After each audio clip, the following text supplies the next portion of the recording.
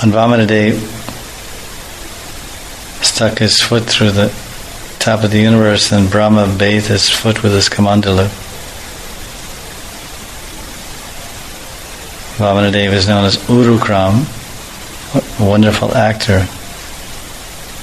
So this water that came off of his feet became transformed in the Ganga. In chapter 21, text 4, Vishnu Chakravarti describes 3 origins of the Ganga. One is the water that washed the feet of Vamanadeva by Brahma's Kamandalu. And the second origin is in the 5th canto. The Ganga began when Vamanadeva's left foot pierced the covering of the universe. Because at that time the causal ocean, the Krsna Samudra, leaked through and entered this universe and became known as the Ganga.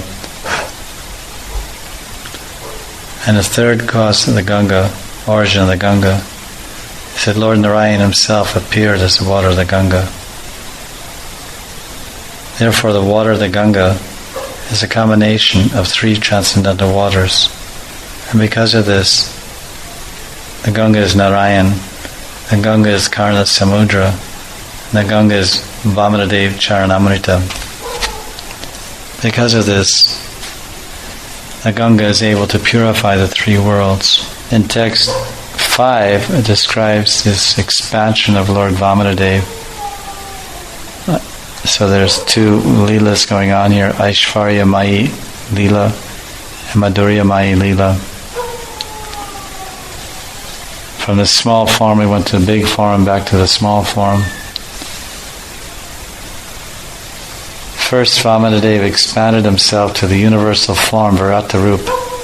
Then he reduced himself to his original form, Vamana Rup. Thus he acted like Lord Krishna, who at the request of Arjuna showed his vast, gigantic Virata Rup, universal form, and later assumed his original form, Dvibhuj Krishna. The point Prabhupada makes in the purport that the Lord can assume any form he likes.